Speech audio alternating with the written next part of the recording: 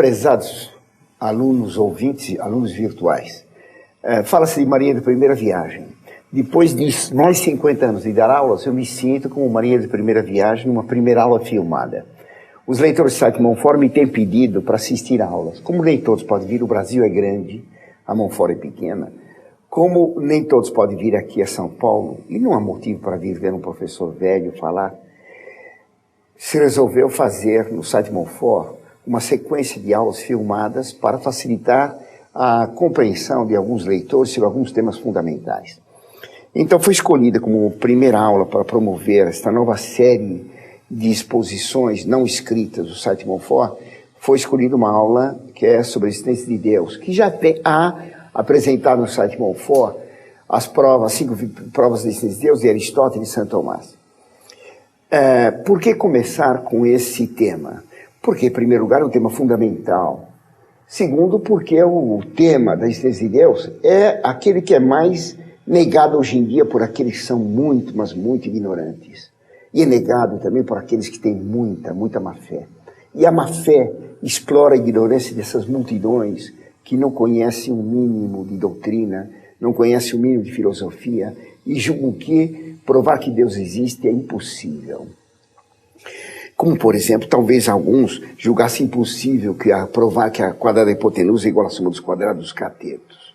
A existência de Deus pode ser provada. Esse sofisma de que não se pode provar a existência de Deus é repetido num século como o nosso, que não quer que Deus exista. Porque, como disse uma vez um filósofo do qual eu não gosto e que é estimado pelos tradicionalistas, José de Maistre, ninguém diz Deus não existe sem antes ter desejado que ele não exista.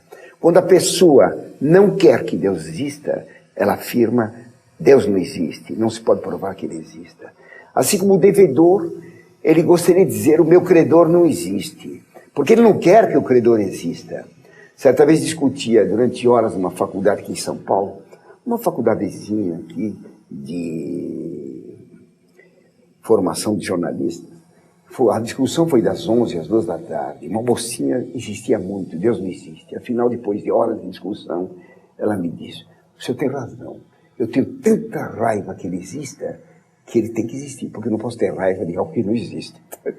Ela acabou confessando que, no fundo da alma dela, o que havia era um desejo de que Deus não existisse. Deus não pode existir para que o século XXI continue drogado, enlouquecido, na violência, no crime, nessa prostituição generalizada, nessa decadência moral infame, como nem o paganismo antigo conseguiu alcançar. E por que a corrupção atual é pior que a corrupção romana antiga, a corrupção dos selvagens? Porque a corrupção de um século apóstata. Deus existe. Ele foi repudiado no século XX. Assim como os comunistas, em 36, na Espanha, treinavam pontaria na imagem do Sagrado Coração de Jesus, no Cerro de Los Ángeles, e depois dinamitaram a imagem de Cristo. Assim quer se dinamitar a imagem de Deus, a fé em Deus, a crença na existência de Deus, nas mentes dos homens. Diz que Deus não existe, que não há provas dele. Provas sim. Outros dizem que a existência de Deus é uma questão de fé. Veremos daqui a pouco a falsidade disso. O sofisma Deus não existe, ele já aparece na Sagrada Escritura quando pergunta Cur stultus dixit, non es Deus. Porque diz Cur dixit stultus in corde suo, non es Deus. Por que diz o estulto em seu coração? Deus não existe. Estulto, porque está falando uma coisa absurda. Está como que dizendo a existência não existe. Stultus, no seu coração, quer dizer, na sua vontade, porque o coração representa a vontade, Deus não existe. Esse sofisma de má fé explora a ignorância genérica, a ignorância generalizada do século atual, porque ninguém ensina isso mais. Devia ser ensinado, em primeiro lugar, pelo clero. A CNBB não tem tempo de ensinar isso. Ela tem que fazer campanhas de solidariedade da água, da vegetação, dos cogumelos e outras tantas coisas tolas. Só não cuida das almas. A CNBB não tem provas de que Deus exista, nem se incomoda em provar isso. Eu estudei sempre em colégios católicos e uma faculdade católica, PUC, de São Paulo, onde se foi dado uma vez uma aula sobre os mistérios de Deus por um padre, filho comunista, jogava bem futebol, tinha um chute de esquerda, tinha que ser um padre que chutava só com a esquerda, e que deu uma prova da existência de Deus absurda. Era a prova de Aristóteles, a primeira que vou dar agora, absurda. Eu me lembro bem que saiu todo mundo de lá, e naquele tempo eu não praticava o catolicismo, saiu todo mundo da aula dizendo, se isso é a prova que Deus existe, então Deus não existe. De tal maneira má, o padre, filho comunista, tentou expor a prova de Aristóteles e Santo Tomás do movimento. Ele mais convenceu da não existência do que da existência de Deus. Os santos curatários era o contrário.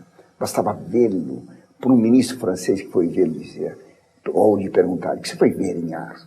Fui ver Deus falando pela boca de um homem. A existência de Deus na boca daquele mau professor de filosofia e de religião. Deus não existe. Ele provava mais a não existência de Deus do que a existência. Atualmente, consta que na PUC existem professores até ateus dando aulas de religião. É um ateísmo falando sobre Deus. Lamentavelmente. O Papa agora fez um sermão falando aos sacerdotes, falando da necessidade do estudo, da ciência e da virtude. Uma autoridade do Vaticano diz que nos seminários tem que ser introduzido o catecismo, porque os que se apresentam como vocação sacerdotal não sabem o mínimo de religião, nem mesmo o catecismo. Aqui no Brasil e na África, 2 bispos erraram até a citação do 8º mandamento. Um bispo africano, surpreendido em adultério, foi à televisão na África e pediu perdão por violar, pelo adultério, o 8º mandamento. O 8º mandamento, não prestar falso testemunho. O que proibiu o adultério é o 9º. E um outro bispo aqui no Brasil, até fazendo um trabalho bom contra o aborto, dizia que o aborto é proibido pelo 8º mandamento, não matarás. O 8º mandamento não vai prestar falso testemunho. O não matar é que proíbe o aborto. Quando até bispos não sabem os mandamentos da lei de Deus, como é que os padres vão ensinar para o povo as provas de que Deus existe? O clero, que tem a obrigação de ensinar, se cala por não querer falar, por não saber falar, por não crer no que falar.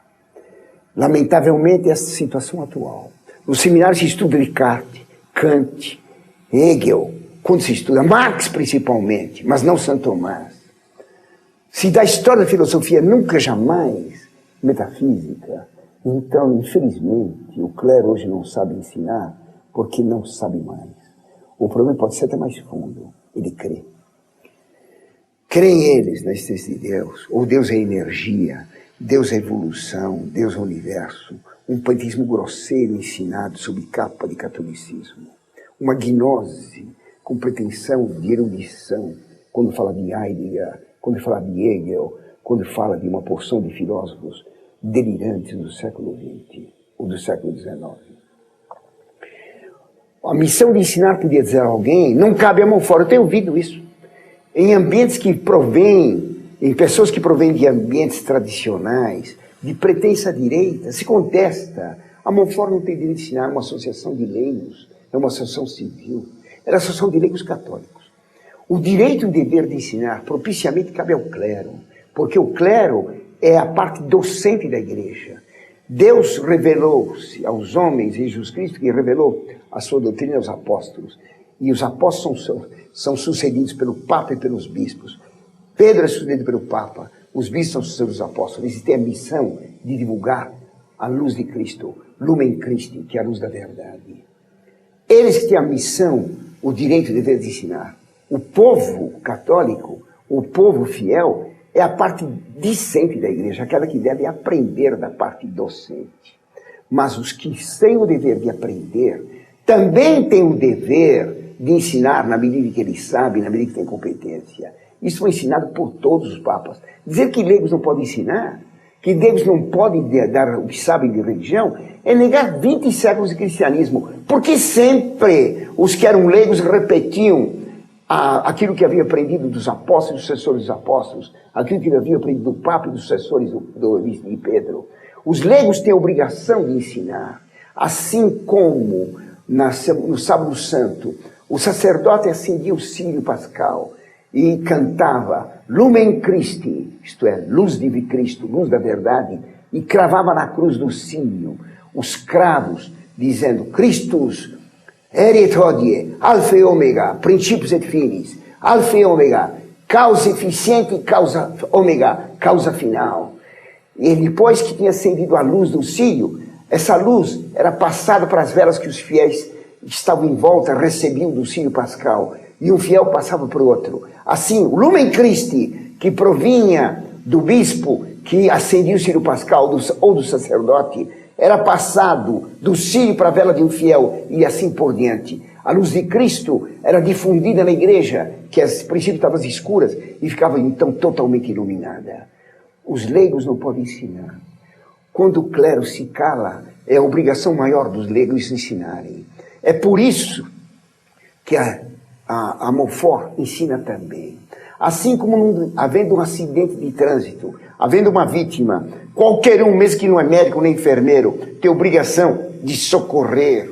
Assim, quando aqueles que Deus colocou como mestres e doutores da igreja, quase não falam, quase não ensinam, com poucas exceções, extremamente honrosas, de padres que são fiéis, que conhecem a doutrina e que ensinam, quando a maior parte do clero se cala, ou trata mais de futebol do que de outras coisas, e de outras coisas.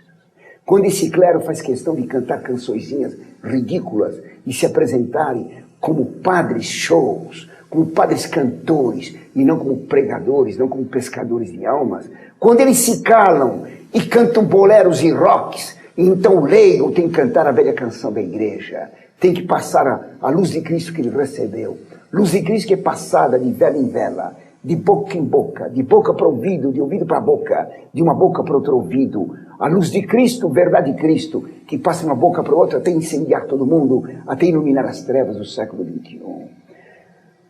O leigo pode ensinar. Ele tem que ensinar sempre na dependência do clero, sempre subordinado ao Papa, sempre repetindo o que o Papa ensinou infalivelmente, subordinado ao clero enquanto o clero está subordinado ao Papa. Porque nenhum leigo é obrigado a seguir um bispo como, por exemplo, Nestório, que era herege, ou como Jansênio, bispo e herege. Ninguém é obrigado a seguir Dom Casaldáliga marxista, ou Dom Tomás Balduino, da Pastoral da Terra, que incita a invadir a propriedade alheia. Esses bispos que não seguem a doutrina de sempre, não se é obrigado a repetir o ensinamento errado deles.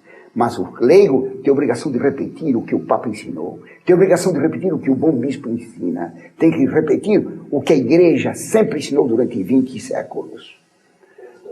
Então é por isso que o senhor vai dar aulas da prova da existência de Deus aqui? Claro, porque me perguntam a você, meu aluno, se tem que dar as provas da existência de Deus agora. É claro, porque nunca vi isso ser ensinado. Nem nos seminários me consta que isso é ensinado, em qual não é uma parte deles, com os seminários que eu falo. Então temos a obrigação de tratar desse ponto fundamental, do qual decorrem todos os demais. Assim, a Montfort tem a obrigação de repetir o que Deus ensinou para a igreja, o que a igreja, pela sua docência pontifical ou episcopal, sempre ensinou. Os leigos têm direito de ensinar. Foi o que disse, por exemplo, Leão XIII. Foi o que disse, posteriormente, o Concílio Vaticano I, mostrando que é obrigação dos leigos ensinarem. Foi o que ensinou Pio XII em muitos documentos. Foi o que ensinou até o Vaticano II, e eu argumento agora com o Vaticano II, ad homines, ad modernistas, o argumento para os modernistas. O Vaticano II é que diz também que todo leigo tem obrigação de ensinar, e que não deve ser coibido o ensino deles, desde que subordinado à igreja, evidentemente, e desde que repita a verdade, mas que o leigo tem a obrigação e o direito de ensinar. Lumen Christi, heri et hodie, no passado e hoje, nunc et semper, alfa e ômega, a luz da verdade que jamais muda, a doutrina católica que é perene, que não é mutável como o vento, ela não é la donna mobile, que o Vaticano II tentou impingir, de modo pastoral, evolutivo. Não há evolução da verdade, como não há evolução da realidade. O que Deus fez é, porque é Deus que é. A verdade de Deus não muda, passarão os céus e a terra, e a minha verdade não passará, disse Cristo. Então, um leigo tem a obrigação de ensinar. E aqueles que dizem, em nome da doutrina católica, que eu não posso ensinar como eu ensino, Eles estão dizendo isso, de que a doutrina católica proíbe. Mas se eles estão repetindo a doutrina católica, como eles leigos repetem para mim o que a doutrina disse, se eles afirmam que a doutrina católica não permite o leigo ensinar? Contradição. Sempre há dever de ensinar. Os pais para os filhos, os professores para os alunos. Um professor velho para os alunos moços que ouvem a Montfort com alegria. A juventude, que era a doutrina antiga, a doutrina de sempre, que não envelhece. Uma velha canção, que é sempre jovem, que é uma labareda ardente, que jamais se apaga, nas almas, no meu coração, em suas almas. Vamos então começar essa primeira exposição, uma aula filmada para o site Montfort sobre a existência de Deus. As provas de existência de Deus são 5. Elas foram descobertas, a maior parte delas, pelos antigos filósofos gregos, que eram pagãos. Porque a provar que Deus existe é um ato racional, um ato de razão. É a razão que expõe essas provas. Não se pode provar duas coisas. O que é evidente, eu não posso provar que estou de pé, isso é evidente. Eu não posso provar que estou em São Paulo, isto é evidente. As evidências não se provam. Também há outra coisa que não se pode provar, que é um mistério. Toda inteligência humana é limitada. Se é limitada, a inteligência da humanidade é limitada. Se cada um tem uma inteligência limitada, a inteligência humana é limitada. E, portanto, há verdades que estão acima da capacidade humana e que só Deus conhece. Essas verdades que Deus revela que estão acima da capacidade humana chamam-se mistérios. Assim também, para uma criança de primário, se alguém vai expor um problema de mecânica quântica, aquilo parece impossível. Para a criança aquilo é um mistério, mas o professor conhece. Assim também Deus é um mestre que conhece tudo e conhece então coisas que a nossa inteligência não alcança. Esses são os mistérios. Portanto, há duas coisas que fogem à capacidade humana de intelecção, que não podem ser provadas, quero dizer, as coisas evidentes e os mistérios. A existência de Deus não é um mistério, ela não é evidente, então ela pode ser provada. Quando se diz no credo, creio em Deus, não está dito creio na existência de Deus. Eu creio em Deus. Como creio, por exemplo, num aluno aí sentado, Guilherme. Eu não creio na existência dele, eu creio na palavra dele. Que ele existe, eu estou vendo. Está claro? O senhor compreende. Entre acreditar na existência de alguém, compreender a existência de alguém e crer nessa pessoa, há uma distinção. Então, a existência de Deus não é motivo de fé, não é motivo de crença, porque se prova racionalmente. Foram os filósofos gregos que deram as primeiras provas. Parmênides provou a unicidade de Deus. Deus é um ser só. Não pode haver dois deuses. Foge isso agora ao tema desta aula. Mas Sócrates, Platão, Aristóteles e depois Santo Tomás expuseram 5 provas de existência de Deus excelentes, magníficas, e que deviam ser ensinadas para todo mundo. Cheguei a ensinar isso para crianças de 11 anos de idade e compreenderam. É só ensinar devagar, com palavras adaptadas à inteligência delas, mas compreendem perfeitamente. Então, há provas que Deus existe. Essas provas são para os homens, conforme o tipo de interesse que tem, algumas mais agradáveis, outras menos. Para algumas são mais compreensíveis, para outros são outras. São 5 caminhos para provar que Deus existe. Essas provas são chamadas vias, ou caminhos que conduzem a esta prova de que Deus existe, que é fundamental para toda a doutrina católica. A primeira prova da existência de Deus é de Aristóteles, e se chama prova do movimento. A palavra movimento, ela não significa simplesmente movimento físico, como de alguém, por exemplo, que se desloca de um lugar para o outro, como minha mão se desloca agora fazendo um gesto. Esse é um movimento físico. Na metafísica, movimento quer dizer simplesmente mudança. A mudança de local é apenas um tipo de mudança, mas há muitas mudanças. Então nós notamos, diz Aristóteles, que há coisas que mudam. Nós vemos que as coisas mudam. Uma vez vim esse estúdio, estava pintado de outra maneira. Essa lâmpada está acesa, pode ser apagada, é uma mudança. Eu posso me mover. Esta aula tem um princípio, um meio e um fim, há uma mudança. O conhecimento de vocês, alunos, pode crescer e então há uma mudança de uma situação de desconhecimento ou de ignorância para uma situação de conhecimento. As mudanças existem, há coisas que mudam. A minha roupa muda, a minha gravata muda de lugar. E alguém pode me dizer, professor, arruma a gravata que está sendo filmado. O mais importante é arrumar as palavras. Alguém pode mudar, então, de conhecimento, uma coisa pode mudar de muitas maneiras. Os sapatos gastam, a roupa suja, tá claro? Os cabelos caem, a pessoa envelhece, o tempo muda, as árvores perdem as folhas, renovam-se, há tanta coisa que muda. Olhando em volta de nós, nós diríamos que tudo muda, e é falso. Aristóteles diz, há coisas que mudam, portanto há coisas que não mudam. Quais são as coisas que não mudam? Achar exemplos de coisas que mudam é facílimo, praticamente todas. Achar exemplo de coisas que não mudam é difícil. Há 3 coisas que não mudam. A verdade. 1 mais 1, 2. Sempre foi e será sempre. A lei da gravidade é a mesma. Tá claro? A sulfúrica é corrosivo para nós. Isso é verdade imutável. Uma vacina que cura uma doença, um remédio que cura uma doença, aquilo cura para sempre. A verdade não muda. O quadrado de hipotenusa será sempre igual à soma dos quadrados dos catetos. A soma dos ângulos internos do triângulo será sempre 180 graus. Não há mudança nisso. Não há mudança na verdade. O que é verdade ontem é verdade hoje, é verdade amanhã. Só na nossa época de tolice imensa é que as orelhas mudam muito, crescem sempre. E se admite que as coisas mudam continuamente, até mesmo a verdade. E o que antes era verdade, agora já não é mais. Para que então uma religião aggiornata, como o Vaticano II fez? Aggiornata, amanhã não vale mais. O que é aggiornato, amanhã já não presta. Cristo ensina uma verdade que é para sempre. A verdade não muda. O bem não muda. Por isso a moral não muda. O que era crime no tempo de Moisés continua crime hoje. Sempre será crime. O assassinato, o aborto serão sempre crimes. Ainda que toda a humanidade diga que não é crime, continua sendo crime. A verdade e a moral não mudam. E a beleza não muda. O pôr do sol sempre será belo, o mar sempre será belo. Uma obra de arte verdadeiramente bem feita sempre será bela. A Catedral de Notre Dame pode ruir, mas aquela beleza é permanente. Aquele objeto pode perder beleza. Isabel de Portugal era conhecida pela sua beleza. Ela morreu conduzida ao túmulo. Quando for identificar, o corpo estava apodrecido. A beleza dela tinha passado. Mas aquela beleza continua beleza para sempre. A beleza é imutável.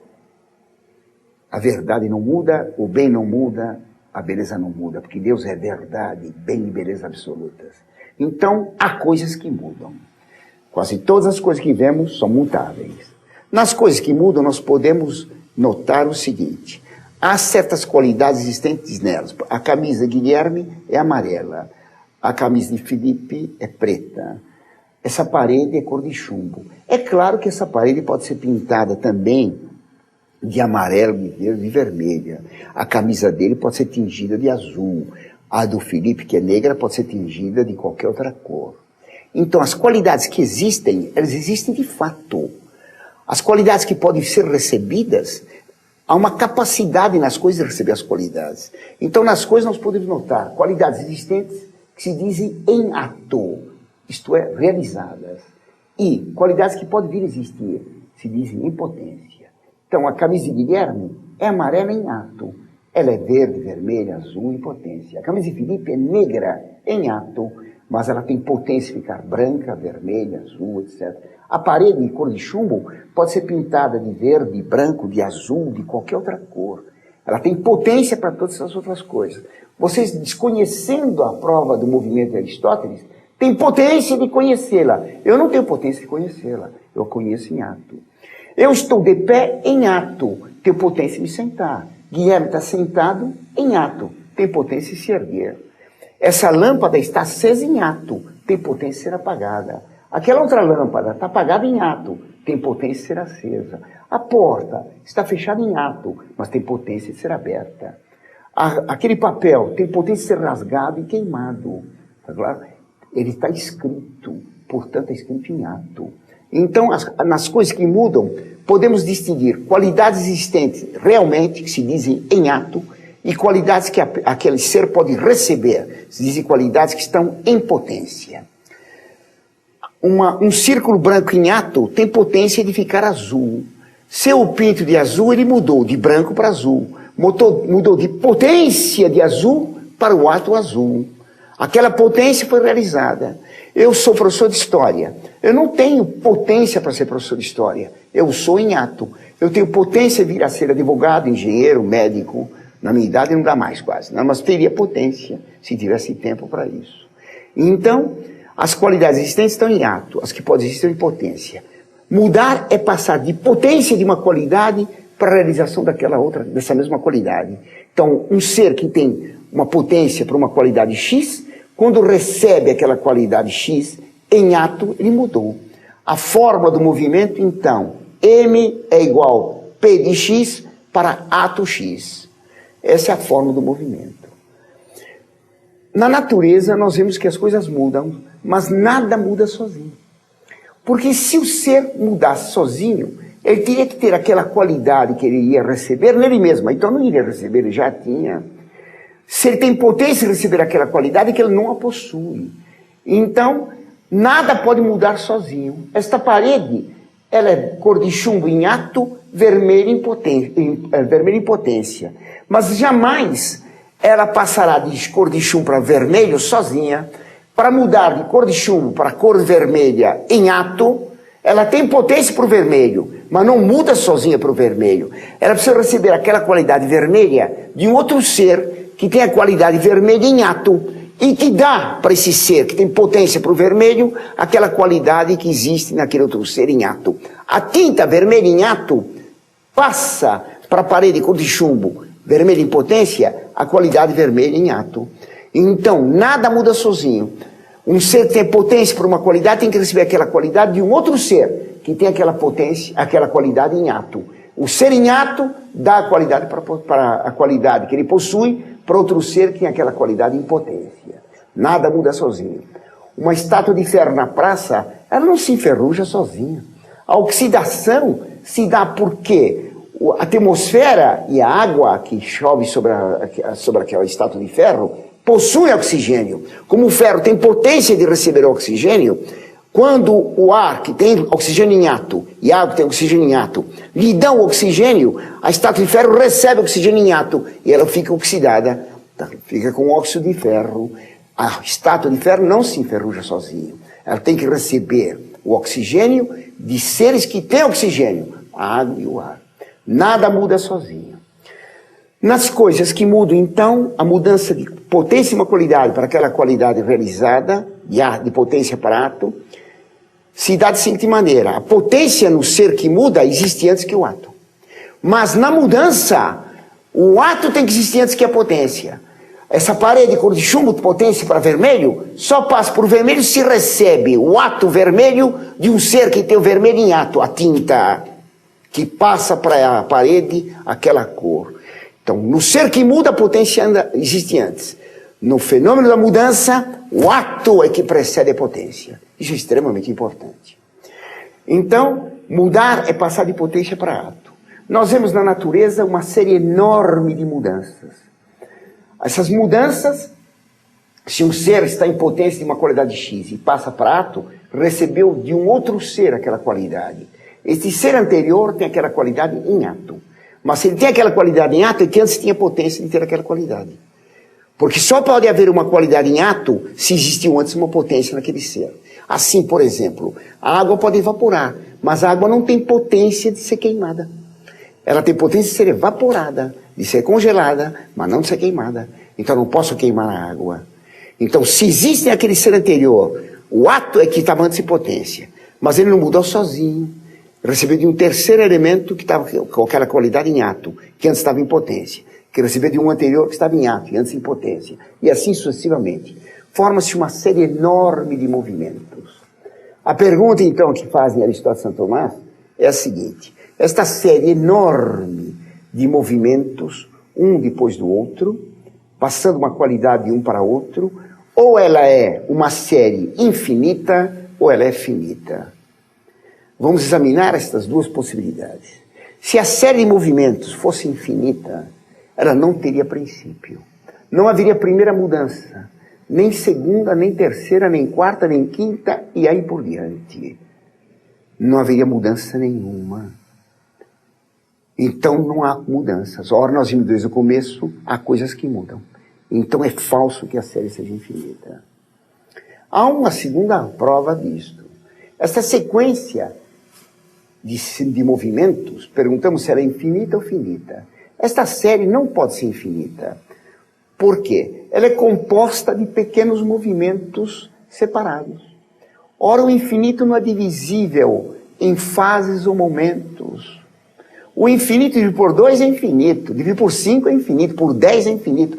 O infinito é indivisível e essa sequência de movimentos está dividida. Logo, esta série de movimentos tem que ser finita. Tá claro? Terceira prova que a série tem que ser finita.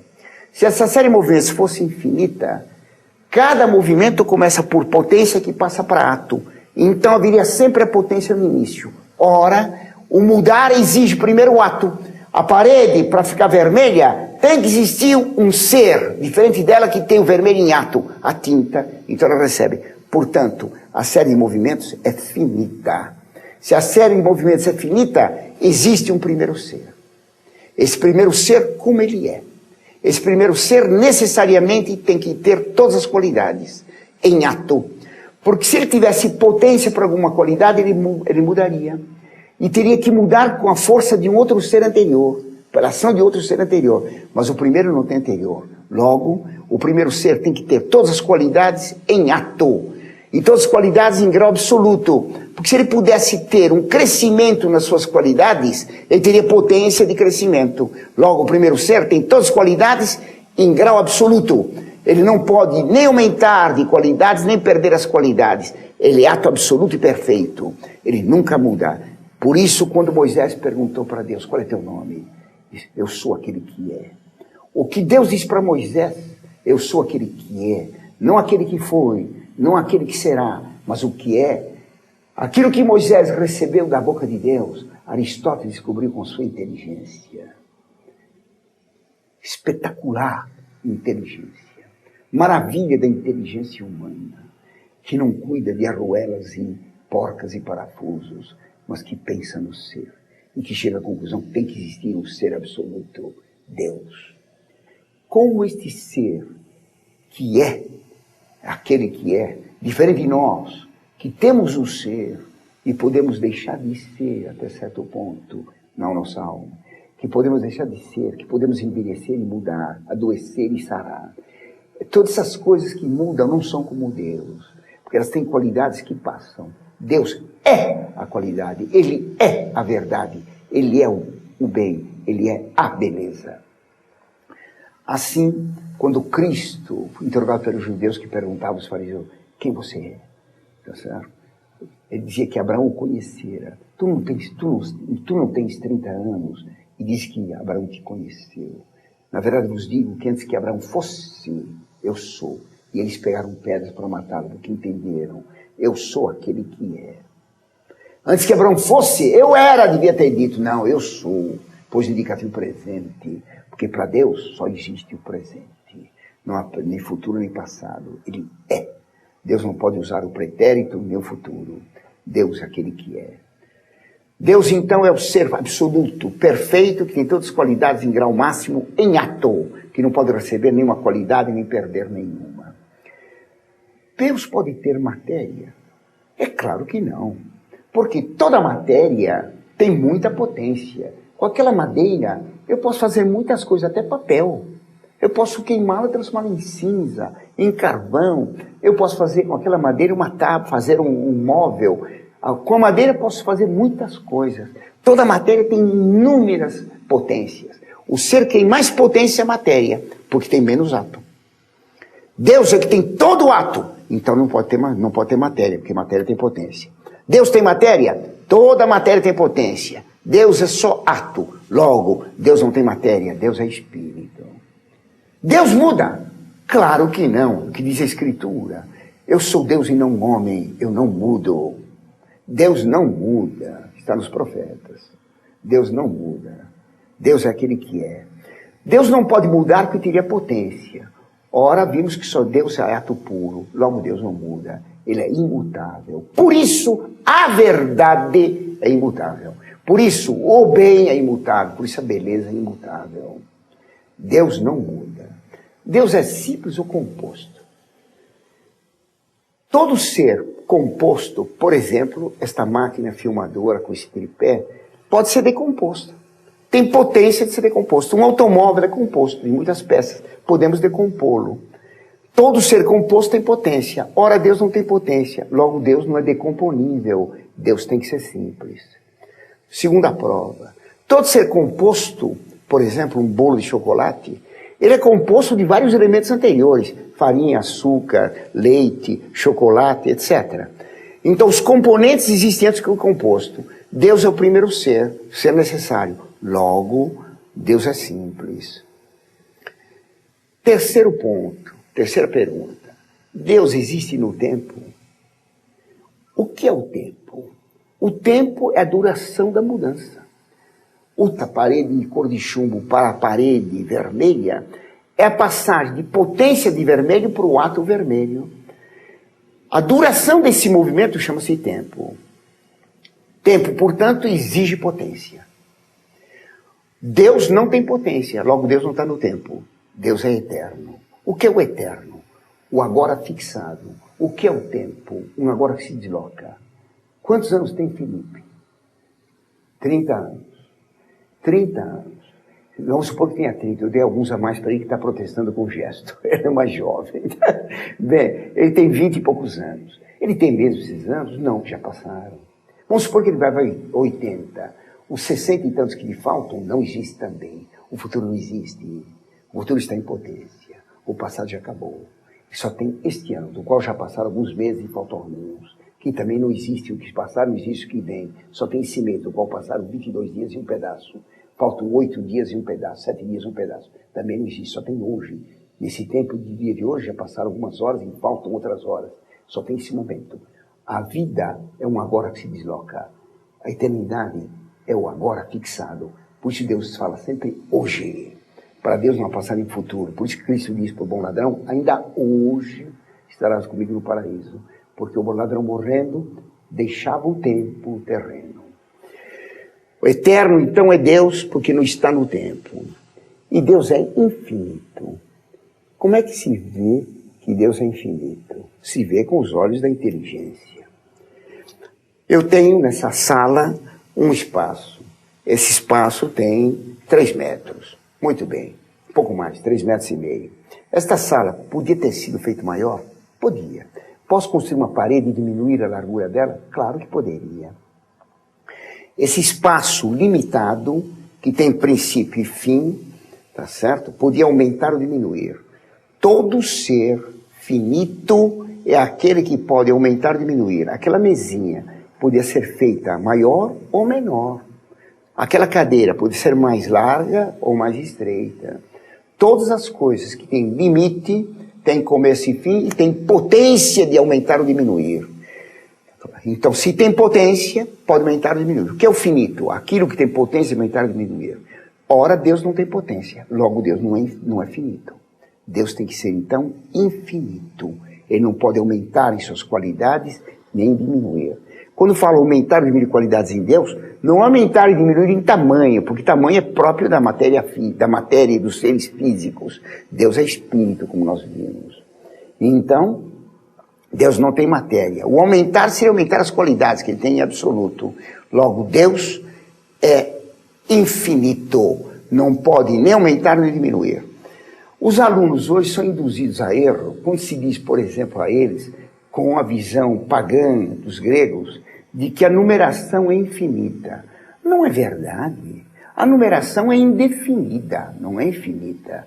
Um número, por maior que seja, 4 trilhões, 336 bilhões, 222 milhões, 111 mil, 999, pode acrescentar mais um.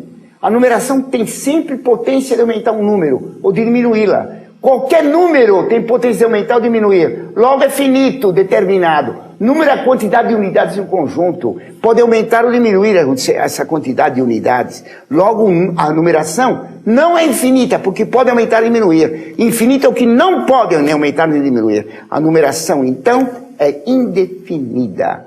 Ela tem potência para o infinito, mas nunca realiza esse infinito. Ela não chega nunca a ser infinita em ato. Ela é indefinida. Com isso, então, nós provamos 5 coisas. Que Deus é Espírito, que Deus não muda. Depois, que Deus é simples, que Deus é eterno e que Deus é infinito. Então, depois, havendo algumas questões, poderia respondê-las. Por enquanto, estamos aqui na primeira prova. O movimento, a mudança das coisas, prova a existência de Deus. Essa prova é uma prova metafísica. Depois veremos agora a segunda prova, que é a prova da causalidade derivada de Sócrates.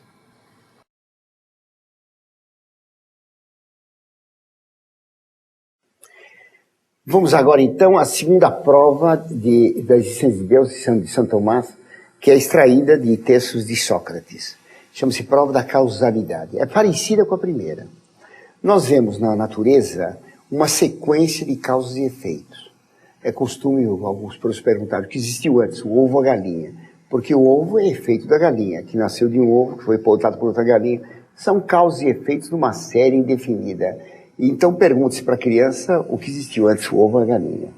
No universo, então, uma série de causas e efeitos contínuas. Eu tenho pais, que tiveram pais eles mesmos, a causa deles foram os pais deles e assim por diante. Pais e filhos são uma sequência de causas e efeitos. Esta série de causas e efeitos imensa, ela é infinita ou finita? É o mesmo raciocínio da prova anterior. Se a série de causas e efeitos fosse infinita, não haveria primeira causa. Então não houve primeiro efeito, não houve segunda causa, nem segundo efeito, e nada existiria. Ora, as coisas existem. Logo, essa série de causas e efeitos não pode ser infinita, ela tem que ser finita. Ela principiou. Houve então uma causa de todos os efeitos posteriores. Esta causa de todas as causas é que se chama Deus. Ele é a causa primeira não causada. Essa prova é de Sócrates. E ele diz, causa das causas, quando morreu, tem pena de mim. Deus, então, é a causa de todas as causas não causadas. A prova, então, é bastante simples e como que uma variação da primeira causa explicada antes. Essa é a segunda prova desses Deus. Deus é a causa primeira. Na sequência posta para atrapalhar crianças, o que existiu antes, a galinha e o ovo, claro que tem que ser a galinha. Por 2 razões. O ovo é efeito da galinha e é menos que a galinha. Tá claro? A galinha que produz o ovo, ela é perfeita. O ovo está numa situação ainda de potência para se realizar. Como Deus faz todas as coisas perfeitas, Deus criou primeiro a galinha e depois vieram os ovos. E não primeiro o ovo, depois a galinha. O que vai contra Darwin. No texto da Montfort, no site Montfort, há um longo trabalho mostrando o absurdo do darwinismo, que coloca sempre uma causa menor produzindo um efeito maior. Do menos não pode vir o mais. A galinha é mais que o ovo, então a galinha existiu antes. A causa de todas as causas, ela é Deus, que tem toda a potência ativa. Por ser ato puro, ele pode transmitir todas as qualidades que ele possui em graus finitos para as coisas que ele cria. Então Deus é a causa de todas as causas não causadas. Passemos então para a terceira prova desses Deus, que é uma prova mais difícil. É a prova da contingência. A dificuldade está por causa da compreensão das palavras. O que quer dizer contingente? Contingente é tudo aquilo que existe, mas poderia não existir. É tudo aquilo, então, que se existe, começou a existir e pode deixar de existir. Isso é contingente. Todas as coisas que nós vemos ao nosso redor são contingentes. Este aparelho luminoso, ele podia não ter existido. E se ele não existisse, não mudava em nada. Esse aparelho existente recebeu existência. Ele pode ser destruído um dia, vai queimar a lâmpada, ele vai perder o ser dele. Então, esse aparelho é contingente. Esta casa é contingente, ela não existia, ela foi feita. Ela não é o ser, ela tem a existência. Mas na definição de ser casa, não entra a existência. A existência não entra como qualidade essencial. Em todas as coisas que nós vemos, que pode existir, ou deixar de existir, ou nunca existiram, ou passar a existir, estas coisas, elas não incluem na sua essência a existência. Elas possuem essência e existência. A essência tem potência de existir. Quando ela é realizada, sendo uma coisa natural, criada por Deus, sendo uma coisa artificial, feita pelo homem, aquela ideia passou a existir em ato. A essência foi atualizada, foi realizada. Assim, então, todos os seres que existem são contingentes. A América do Sul é contingente. Houve época que não existia a América do Sul como ela é hoje. Havia só o escudo aqui brasileiro e não havia os Andes, havia um grande oceano em volta. Quando se ergueram os Andes, formou-se a Ilha das Guianas e a Ilha do Brasil, foram unificadas por um levantamento do solo. E o resultado formou-se a América do Sul atual. A América do Sul é um ser contingente. O próprio mundo atual é contingente. O universo é contingente. A ciência mostra, com o Big Bang, que o universo começou a existir há uns 13 bilhões de anos. Mas então alguém o fez. Alguém o fez. Se ele não existir, passou a existir, ele passou de não existência para realização de existência. Tudo que existe, então, no universo é contingente. Poderia não existir, não existiu e passou a existir. Foi criado o universo. Todos os seres contingentes, então, eles não têm a existência como qualidade essencial deles. Ora, se todas as coisas do universo são contingentes, como é que as coisas contingentes passaram a existir?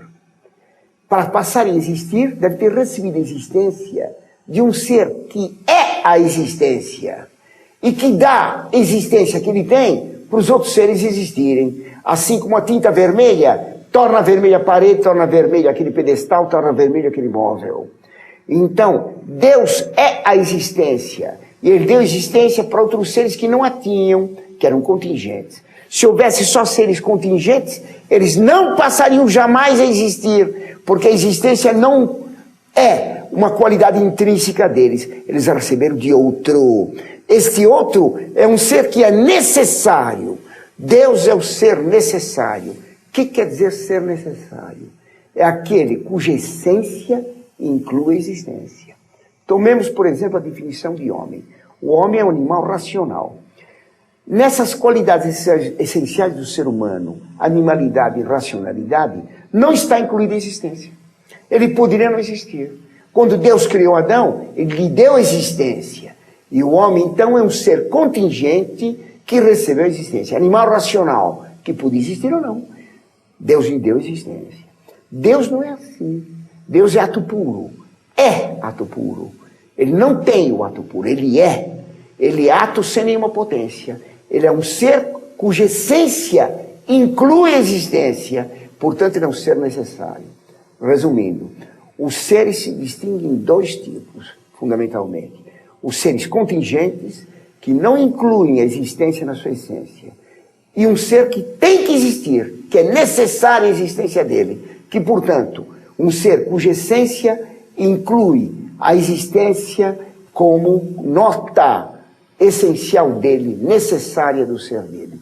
Deus é o ser necessário. Nada existiria se não houvesse o ser necessário sustentando os seres contingentes, dando-lhes existência real. Assim como aquela mesa sustenta aqueles objetos, o ser de Deus sustenta todos os seres. Este ser é a fonte de toda a nossa existência. Deus, então, é o ser necessário.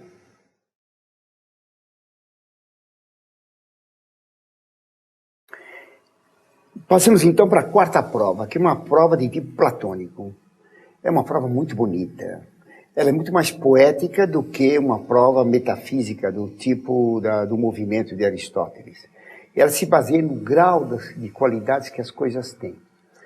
Para explicar isso, vamos tomar um exemplo pequeno. Nós temos lá uma porta de entrada aqui do estúdio.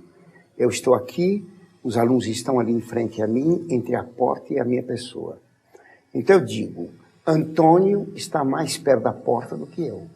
Nessa frase há 3 elementos. Eu, Antônio e porta.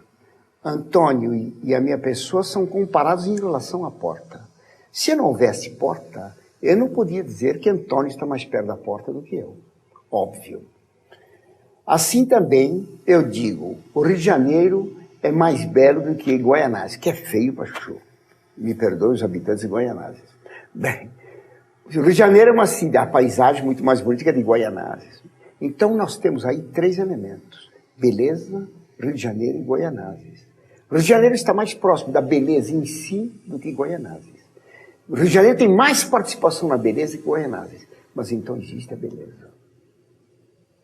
Se eu digo, João é mais bondoso do que Orlando, existem então 3 elementos: Orlando, João e bondade, da qual João participa mais.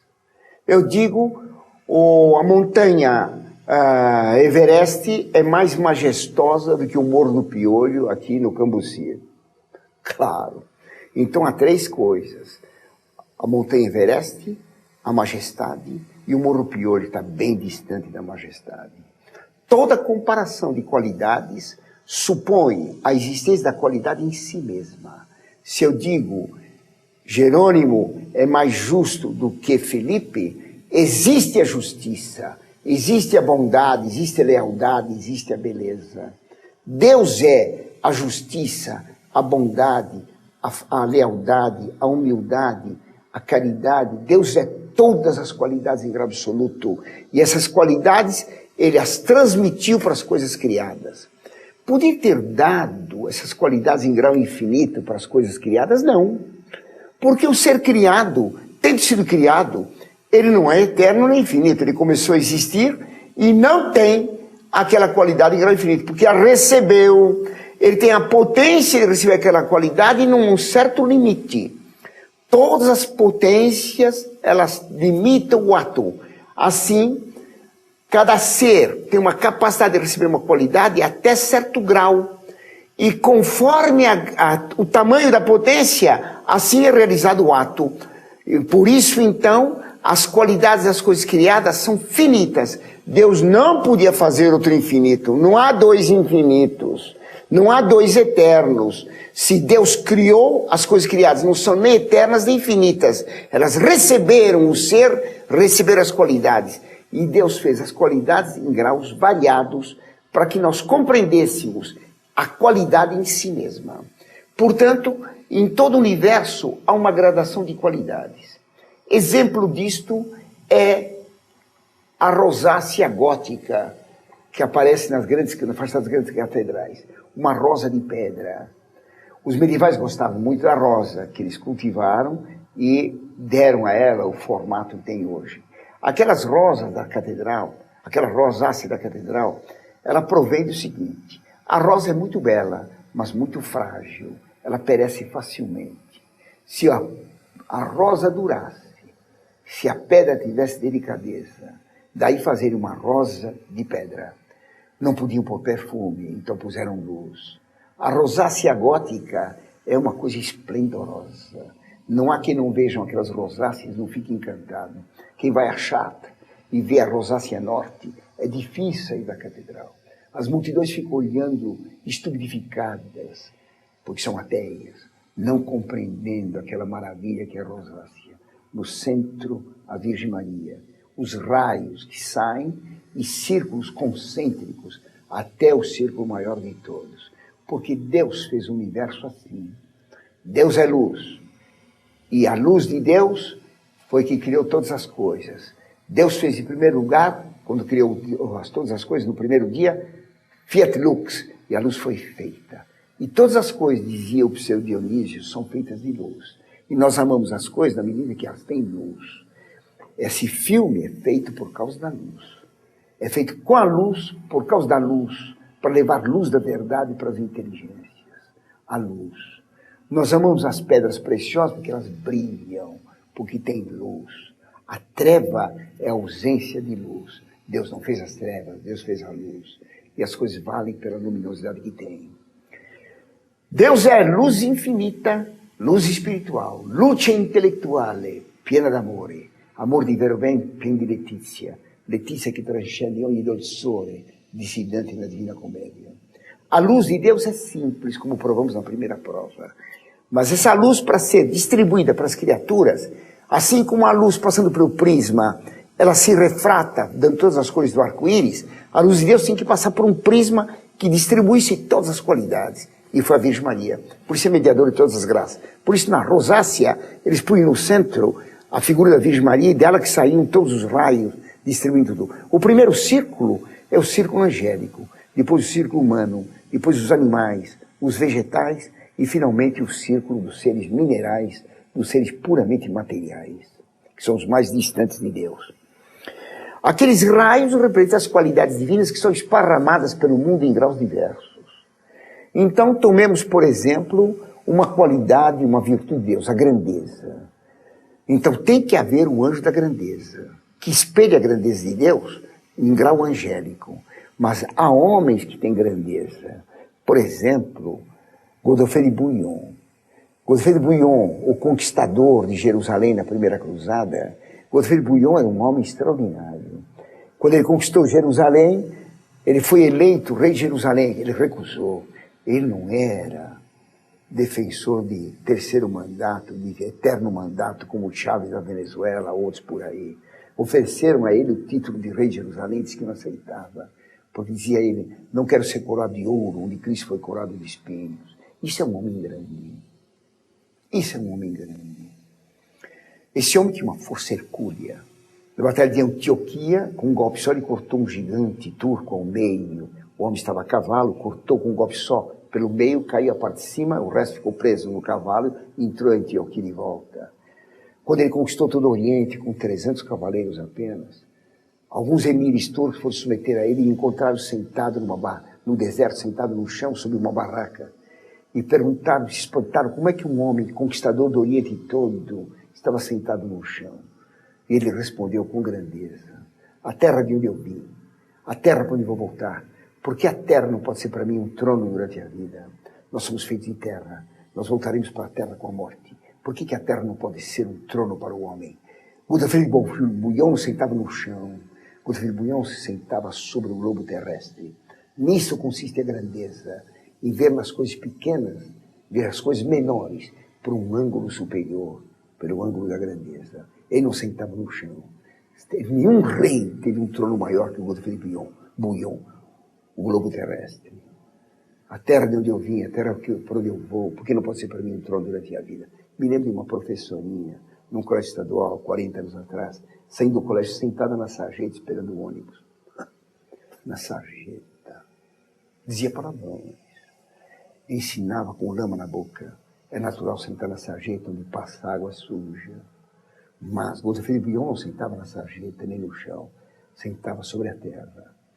Perguntaram os emires turcos se era verdade que ele cortava um homem ao meio com um golpe de espada. Ele disse que sim. Disseram que não acreditavam. Trouxeram um camelo e ele cortou o pescoço do camelo com um golpe só. Isso é impossível, sua espada está enfeitiçada. Ele mandou chamar outro camelo, mandou buscar outro camelo. Trouxeram-no, ele pegou a espada dos turcos, cortou o pescoço do camelo com a espada dos inimigos. E eles se espantaram, perguntaram, como é que você tem tanta força? E ele respondeu com grandeza, porque minhas mãos jamais pecaram contra a pureza. Assim era esse homem, que quis ser enterrado aos pés do Calvário, para ressuscitar um dia final, aos pés do Calvário da cruz, onde Cristo morrendo deu a vida a toda a humanidade, eternamente, para toda a humanidade que crê, pratica, obedece ao Papa e aceita os sacramentos de Cristo. Grandeza. Há o anjo da grandeza, e Godofredo de Bouillon tinha grandeza. Há homens pequenos e miseráveis que vivem na sarjeta, amando o que é baixo. Mas há homens grandes. Deus, nos anjos, nos homens, pôs uma imagem, porque os anjos, os homens têm inteligência voltada. Mas ele fez também um círculo maior, mais afastado, que é dos animais. E no modo de ser dos animais, na forma dos animais, ele pôs não imagem das qualidades dele, mas colocou vestígios e símbolos das qualidades dele. Assim o leão. O leão é um animal grandioso.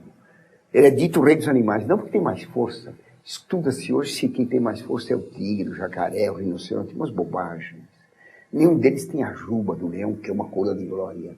O leão é o rei dos animais, pelo símbolo que a juba dele dá para ele. O leão, e foi dito no Simba Safari uma vez, se jogarem um pedaço de carne pequena, ele não come. Porque ele tem um defeito, ele não vê coisas pequenas. Santo defeito. A falha de visibilidade que me contaram no Silva Safari, se for verdade, que não vê coisas pequenas, há nisso um símbolo interessantíssimo. Porque todo homem grande não olha as coisas mesquinhas. Assim o leão não vê coisas pequenas. Diz o refrão antigo que a águia não pega moscas. Nem o leão caça camundongos, não caça dongos.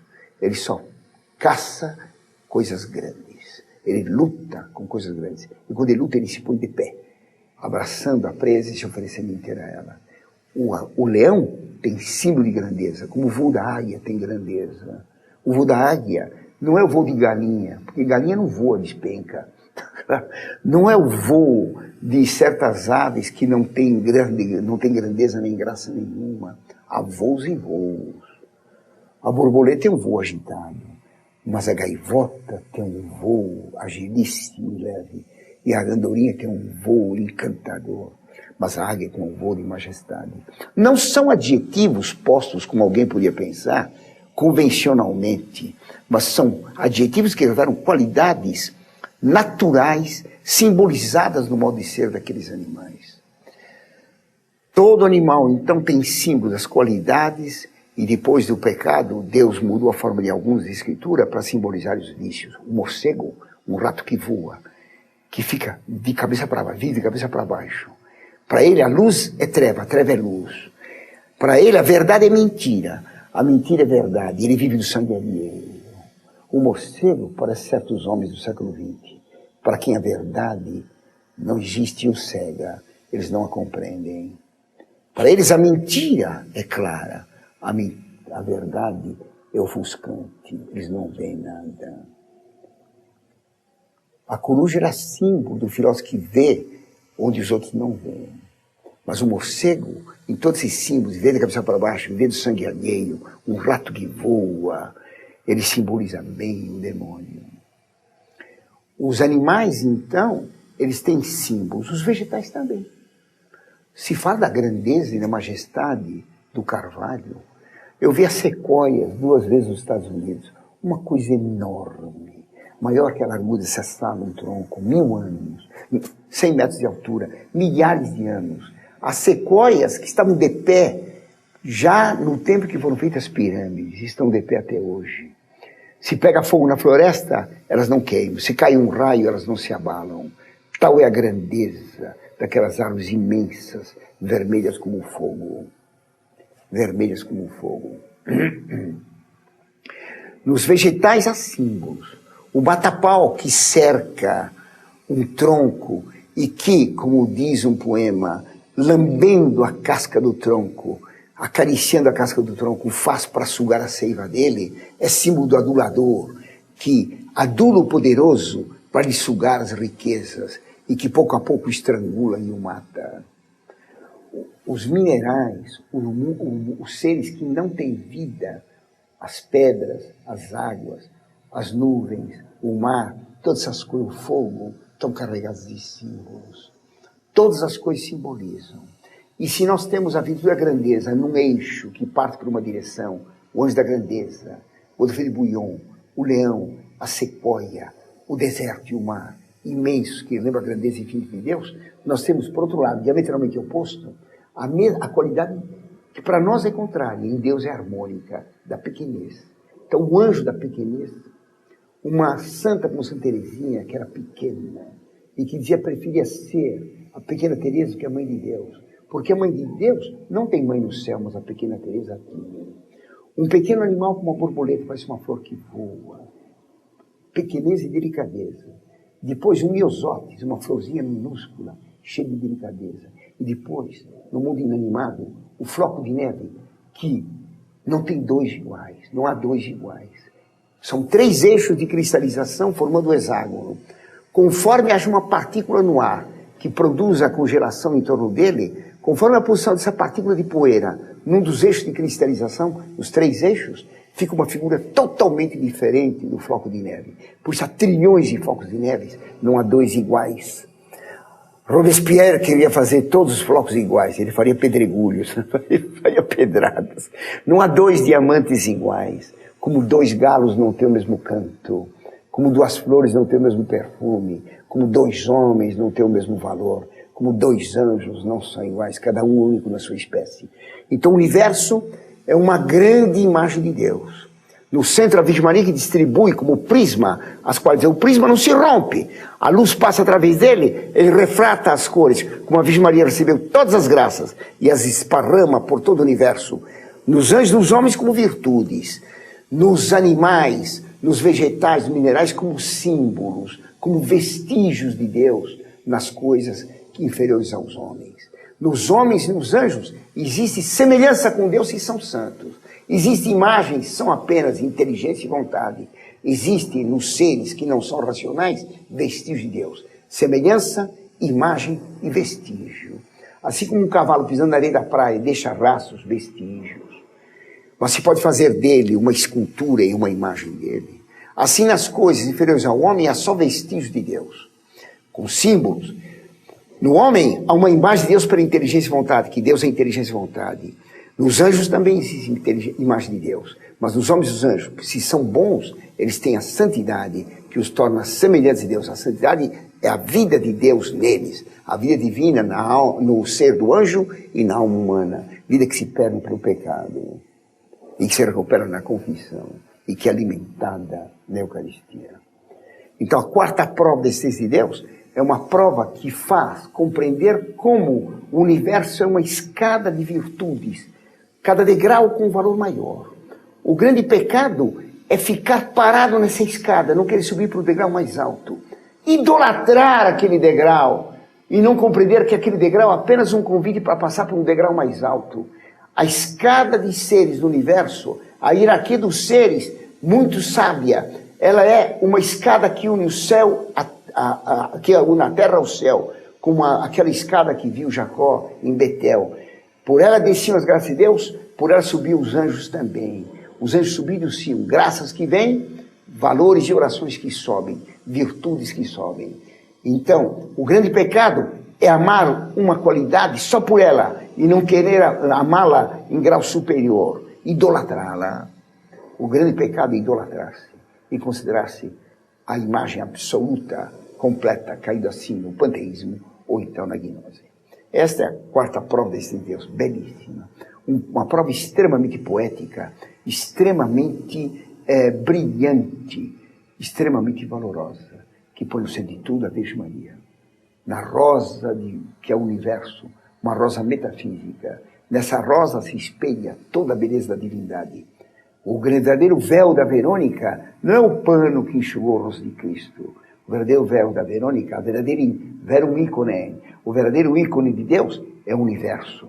E através da contemplação das coisas criadas que nós podemos compreender as qualidades divinas. Pois está dito por São Paulo na Epístola aos Romanos. Depois da criação, as qualidades invisíveis de Deus se tornaram visíveis nas coisas criadas.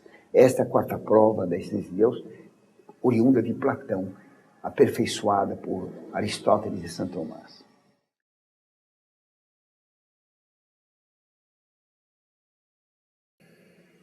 Vejamos então agora a quinta prova da existência de Deus de Aristóteles e Santo Tomás.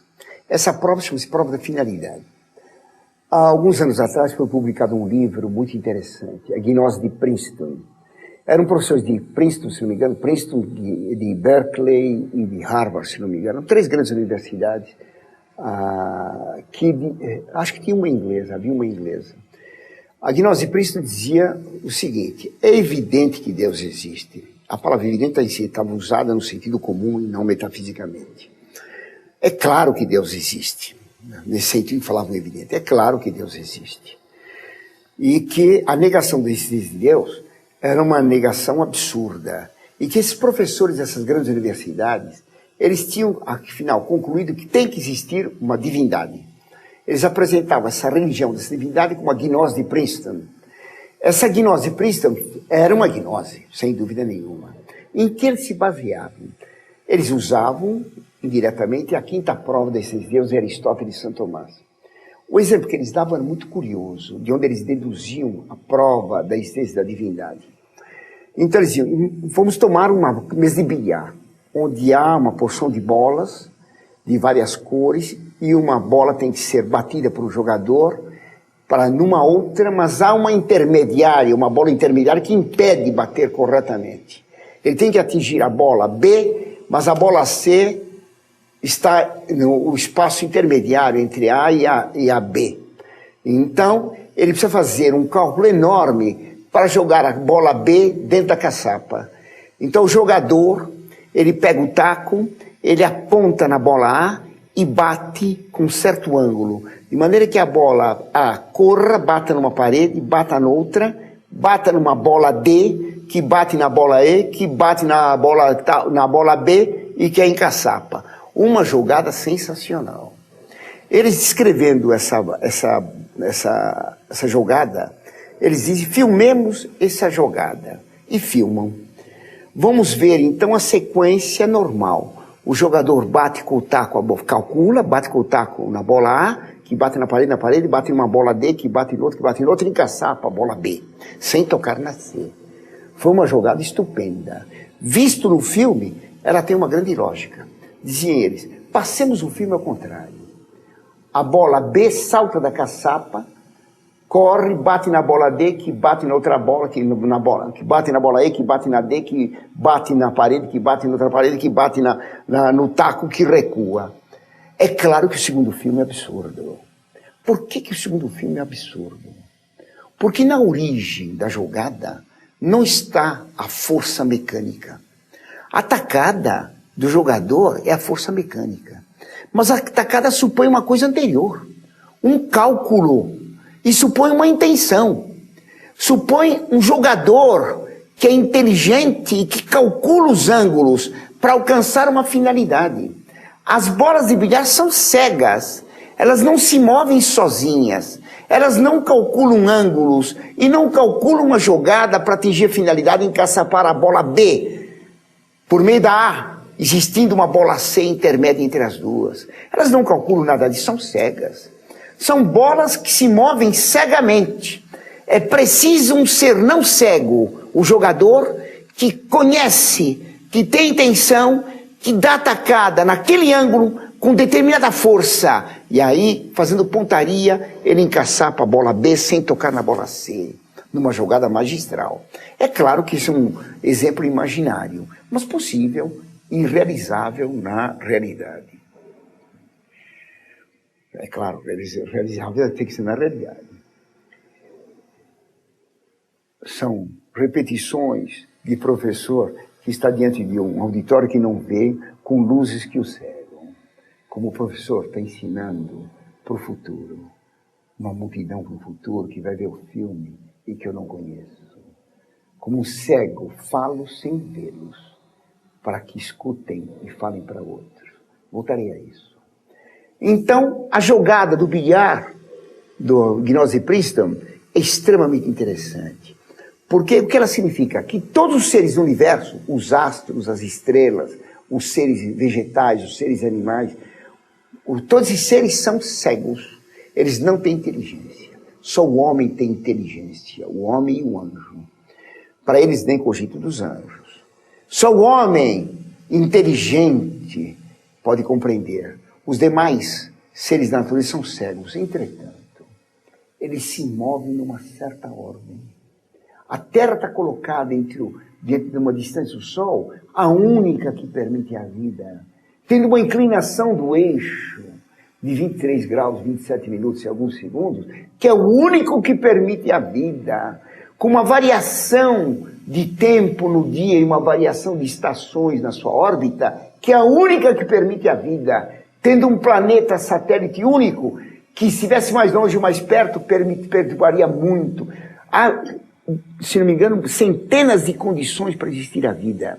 Como é que esse universo cego, ele obteve essa finalidade inteligente de nascermos nós, de existirmos e perguntarmos como é que eu estou aqui e para onde eu vou? Qual é a caçapa que eu devo encontrar? Quem me dá tacada? Quem me moveu? Por que eu estou me movendo agora? Então, todo esse mundo cego supõe alguém inteligente que calculou todas as leis do universo para produzir esta ordem sábia. Não pode haver ordem sem ordenador. Se eu tenho uma estante de livros, com os livros ordenados, ou uma cristaleira com copos ordenados pelo tamanho, pelo formato, é claro que aquela ordem dos copos não foi feita pela evolução nem pelo acaso. É uma tolice isso. Dizer que a ordem sapiencial provém puramente da evolução e da materialidade ou do acaso. É uma estupidez. É claro que pode haver uma ordem produzida pela densidade dos corpos, para os seres mais sólidos tendem a cair na atmosfera e nas águas também. Há uma ordenação mecânica que reflete uma inteligência. Mas no mundo não há só uma ordenação mecânica. Em nós há uma ordenação orgânica. E mais que uma ordenação orgânica, há uma ordenação espiritual de inteligência. Toda essa ordem da natureza supõe um ordenador. Ver a ordem do mundo e supor que não existe o ordenador é supor que a bola sai da caçapa, bate em outros, empurra o taco e empurra o braço do jogador. Isso é uma tolice. Ou supor que não existe o jogador é uma tolice. Não sou eu que digo, são os professores de Princeton. É claro que tem que existir um ordenador do universo.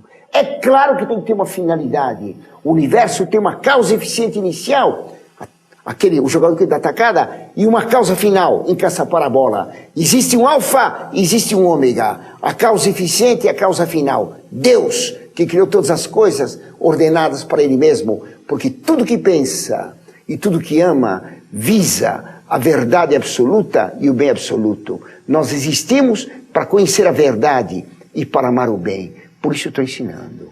Para transmitir a verdade para quem ame o bem. Esse auditório cego, que eu não vejo por estar cego por esses holofotes, e que está no escuro para os meus olhos. Esse auditório do site Monfort, que está para além desse monitor de minha tela. Esse mundo que eu cego não vejo. Esse mundo do futuro. Porque eu já sou velho. Faltam poucos cabelos para aumentar a minha calvície. Faltam poucas coisas para chegar ao fim. Agora falta pouco, dizia minha mãe quando estava para morrer. Agora falta pouco. 1 ano, 5 anos, 10 anos. A chama que eu recebi provindo do Círio Pascal, Lumen Christi, a verdade, Lumen Christi, Heri et Hodie, princípios e fins, Alfa e Ômega. Aquela labareda que me foi passada do Círio Pascal para minha vela miserável, eu passei para quem estava perto de mim. Eu estou passando agora para você que está me ouvindo. A vela que tem a chama da verdade com o calor do amor. O fogo que reúne nele essas 3 coisas. Fogo, luz e calor. O gerador, o Pai. A luz, o Filho, Lumine Lumine. O calor, o amor, o Espírito Santo. Ensino para que ensinem. Para que no mundo do futuro, quando haja um clero que ensina perfeitamente como sempre no passado, e que agora tem poucas figuras ensinantes, quando houver um clero que ensine, vocês ajudem esse clero, ensinando, Deus existe. Cur dixit stultus in corde suo. Deus não é Deus. Porque diz o tolo em seu coração, Deus não existe. Deus existe. Ele é transcendente ao universo. Nós não somos Deus. O que eu estou passando com esses filmes é o pouco que eu sei. Uma pequena labareda, para que acenda na sua alma. E você acenda outras almas, para verem e para amarem.